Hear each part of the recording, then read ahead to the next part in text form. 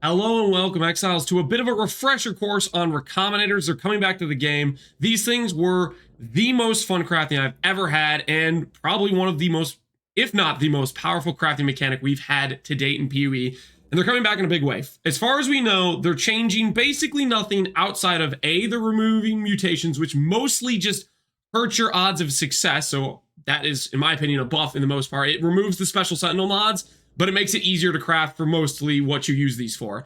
And number two, it's now done through Isla in the King's March town, and it costs a resource. We believe this resource is based on item level, which could have some implications for ways to abuse the system or make crafts a little bit cheaper, depending on the way you approach it. Now, let's get into it. First off, if you want to look over a write-up of how these things work, POEDB has a nice little section here, as well as it has links to the two complete guides of Recombinators Part 1 and 2. These were written by IronVsWild. If you don't know him, he's probably the best crafter I've ever seen in PoE. I haven't seen him doing PoE in a while. I miss that guy. I'm going to be honest with you. He is a class act, and I like him. And he wrote an entire section explaining, going over the mechanics and the odds of various things, testing these things to thousands of uses. And he's the reason we learned a good idea of how they work, because he took the time to really dig deep, figure it out, and share with the rest of the community. So props to him. And now I'm going to go over and explain how they work. Now, Recombinators, the way they work is you're combining one item with another item.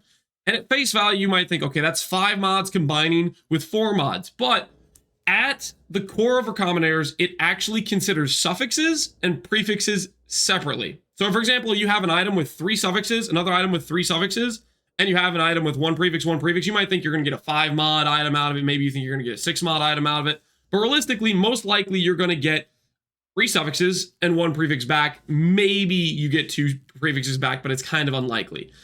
And the idea here is essentially that they are considered separately. So sometimes if you're just caring about transferring over a suffix to another suffix, or combining 2 suffixes together or 2 prefixes together, you need to consider those affixes in isolation. And I'll have some examples for you of why this is. Now, and that is where we go into looking at 1 mod in the pool, 2 mod in the pool, etc.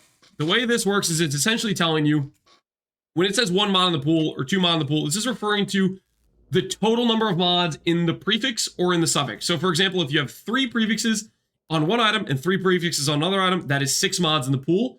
Versus if you have 2 mods, that means just there's 2 prefixes on one item, or there's 1 and 1. That's what this means.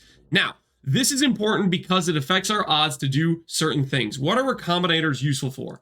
The biggest use cases I see for these items, the most common use cases that you're going to use them and you're going to want to use them for, are by far and away double fractured mods, where you take a fracture you like and you combine it with another fracture you like, and it makes making your item infinitely easier, because it saves you a very expensive crafting process on the prefix or the suffix pool when trying to finish your item. So double fractures is the biggest use case. And then outside of that, there are other use cases, for example, transferring mods that couldn't exist onto a base that couldn't have it to begin with. For example, grasping mail, that's not how you spell mail. Don't look at that. Grasping mail, fire res applies to armor. It's a very important mod. If you're making an armor stacker, granted, rest in peace armor stackers, they got nuked this patch. But you could transfer that to another base like a Val Regalia, something that could never exist, never have that mod. Similar things as getting suppression on ES gear, getting suppression on armor pieces. Very, very powerful stuff. And you can transfer fractured versions of these mods over to other pieces. So there's a lot of value there. And there's also the value of being able to combine mods that couldn't exist previously together. For example, temple mod gloves, they drop as a single mod, and you can never recreate those mods. But this allows you to have a temple mod for cold res, a temple mod for fire res, and then combine the two and get them both on the same item. So there's some very fun implications here and a lot of things you can make. Now let's get into some examples I have prepared for you guys to showcase the best way to really use these things in terms of transferring mods and in terms of combining mods. Number 1, I'm going to go over the double fracture. The best way to do this is generally a suffix and a prefix fracture. Number 1, this is good because it makes crafting your item easier. Generally, you could do an essence until you hit one of the other desired affixes. That means you'd have 3 prefixes done or 3 suffixes done. And then your other side of the pool, you have a fractured mod, which means you could just do a veiled orb, or you could do some other exalt crafting till you hit the basically whatever second finishing mod you want, and then your benchcraft mod. So it allows you to get to a 6 mod item a lot easier than if you just essence to get 3 mods, and then you have to finish 2 prefixes instead of just 1 in order to get to that 6 mod finish. Now, the recommendation for doing this generally is you want to double up on mods, and this goes throughout all your crafting. There is a lot of doubling up you want to do, because doubling up favors you heavily when you look at these outcomes. Essentially, we're aiming for this 3 mod in the pool situation, which means if I double up on mods, so I have 3 total mods, and 2 of the mods are repeats, I have a 50% to choose 2 mods, and it's not going to give me mana. It has to give me mana and the other mod I want. So for example, I have this 50% chance to get those 2 mods together, or if it tries to choose 3 mods, well, that's still just 2 mods, and it ends up being like a 70% success rate. If it only chooses 1 mod, then I have basically a 1 in 3 on 30% chance to get the fractured mod back out. Because the way it works is, on this setup I'm doing for these rings is, I have percent minion life as a suffix, and I have flat ES as a prefix. So I have 2 mods I care about in their distinctive pools. But if you look at the prefixes individually or isolated, I have ES plus mana, and on this ring, I have mana. So that's 3 mods, 2 mana mods, and 1 mod I want. And then I isolated the other side, the minion mod side, by just doing essence for fire damage. I don't really want fire damage. It's just there to be a doubled up mod. You could just chaos spam until you get a mod. You can benchcraft on the other side. But the idea is you have 2 3 mod items. You have the targeted mods you want, which are the fractured mods. And then you have the doubled up mods, mana, and percent fire damage. So what the idea here is, I think it's an 80% chance that I get the fractured mod on my prefix and the fractured mod on my suffix. So I have 2 80% chances. So the success rate of this is about a 60% chance that I'll get back a double fracture. So we'll do this real quick. Now, granted, currently mutations exist, which lowers the odds because there's some weird things that can happen. It could transform a mod into a power charge, but we'll just showcase this right here. So we have a fractured ring here. Got fractured, yes, cool. And we got fractured mana. Now, this was the most likely outcome.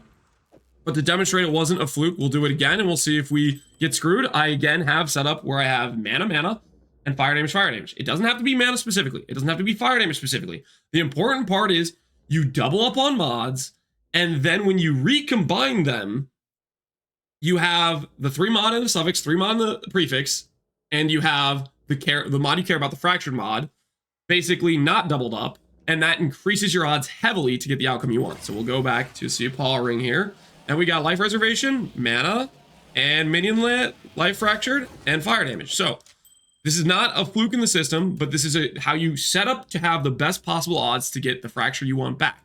Now, this is by far and away the most valuable way to use these, the most consistent way to use these. Highly recommend it. If you're new to crafting and you want to get into it a little bit, you want to dip your toes, double fracture all the way is very consistent. Not always going to succeed. It's like 80% when you're just trying to transfer a fracture. And then if you're trying to you're taking 2 80% chances, it's like 64 or whatever, right? That's how the odds work. But it's pretty heavily in your favor, and you can get a decent amount of success rates, and it sets you up to craft a good item. Because what that means is, now that I have 2 fractures, well, I can just go and say I cared about fire damage. I can fish around until I get a good suffix I like. And I say I like minion movement speed. I say, bam, I'm done with my suffixes. I have fire damage, minion movement speed, minion life. Now let me work on the prefixes. I already have flat ES. Maybe just do a veiled orb. Unveil life, benchcraft flat minus cost, you're done. That's a 6 mod item. So that hopefully gives you the practicality side. Now let's look at a little bit different side, which is weapon crafting, but it's using similar concepts, and hopefully I can explain this well enough. So what I have here is I have 6 swords, all of which have basically essence cold or essence fire, and then benchcrafted flat lightning. Now what I'm trying to do here, one of the common things you could do in with Recombinators was try to weapon craft. Weapon crafts, if you know about it, their mod pools for the better tier mods have much, much lower weights and generally are very hard to craft. But if you force on a good mod, have another good mod, and combine them with Recombinators, it's another way you can target getting those 2 good mods together. Now, this doesn't have as high of a success rate because what we're doing here is we have 3 mods in the pool. No, actually, we technically have 4 mods in the pool because I'm doubling up a benchcraft.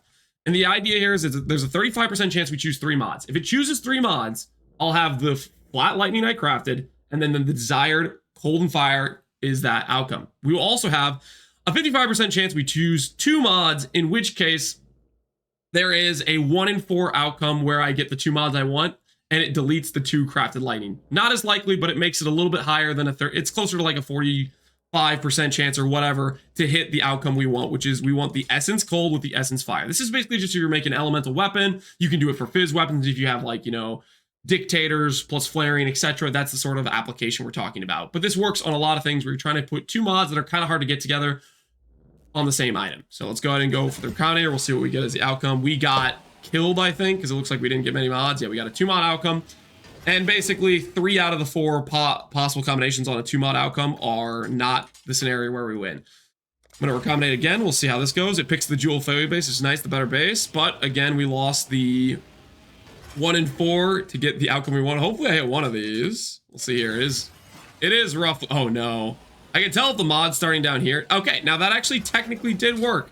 I was starting down there, so I thought there was less affixes. Now what happened there is it downgraded my essence mod to tier 3. This is like maybe still gonna exist. I don't know if when they said there's no more mutations, if it affects the ability to downgrade and upgrade affixes. It's relatively rare, but it does happen from time to time. But we will see on that one. I'm not 100% sure. Now for my final example, luckily we hit this-ish. I want to show you one of the more powerful ways to have some manipulation of mods in your favor, and that's using influence blocking. Now, I didn't have a perfect base prepared. A perfect base would have been the mod I care about, which is the flat lightning, and then 2 influence mods on it. And the reason this matters is if it combines these 2 items and it chooses the non-influence base, it cannot transfer those mods, but it still considers them in this formula. So over here, I would have 5 mods total. 2 of them would be influenced. So if it picks the non-influence base, I have a 50% chance to get 3 total mods. And if I get 3 total mods, I will get back my flat cold, my flat fire, and my flat lightning. Now, I need to remove this benchcraft real quick, this flat lightning, because it's not supposed to be here. But when looking at this item, I didn't have that, so I'm fabricating the odds by crafting flat fire. If I hit 3 mods and it hits flat fire, just assume I had an influence mod there and it gave me back the correct thing. But I'm just going to showcase this real quick. We'll see if it works. If it picks the non-influence base, basically 50% chance of success. If it picks the influence base, well, you're kind of screwed there. This is just an example where if you find some okay base in the market, you can use it. And this isn't necessarily the best use case of influence blocking. There's some more targeted influence mod crafting where you're trying to transfer, where you care about only one base, like you care about a synth base, where you only care about transferring certain mods there. And if it picks the wrong base, you already lost anyways, that sort of thing. All right, so it picks the influence base. We're probably just screwed. Or even when you do pick the influence base, there's a small chance you, well, okay, technically that's the flat fire. That would have been the influence mod, so we still would have lost anyways. But hopefully I'm explaining or showcasing the concept. Now, this isn't a complete loss in the scenario if you're still trying to go for that triple mod item, because say you run out with this scenario where you got the T1 cold, the T1 lightning back, and then you had an influence mod, you could use that to combine with another item that had basically another 2 mods, and you'd have, again, another good shot at getting back the 3 mod item. So that's weapon crafting. Hopefully this explains the basics of recombinators. It's all about looking at your suffixes individually or your prefixes individually, thinking about the thing you're trying to transfer over. And typically I'd recommend double fractures by far and away. Easiest, most consistent craft you can do. Just make sure you're doubling up on mods. The other use cases you can have is, say you just found items on the ground that have semi-decent rolls, but they're not quite good enough, and you were just going to throw away the boots anyways. Sometimes you can transfer those over to another pair that has semi-decent rolls, and you just YOLO and see if it just hits an outcome where it keeps some of the good stuff you care about and ends up being a better improvement for you. There's that sort of thing. But I think the best real use cases of these are double fractures and doing targeted crafts where you're trying to get a specific set of 3 prefixes, 3 suffixes. This would be an example of doing like temple mod gloves. We're trying to get triple temple mod gloves, or some other special combination of mods that can't exist together. Hopefully you guys enjoyed. As always, thanks for watching, Exiles. Take care and peace out.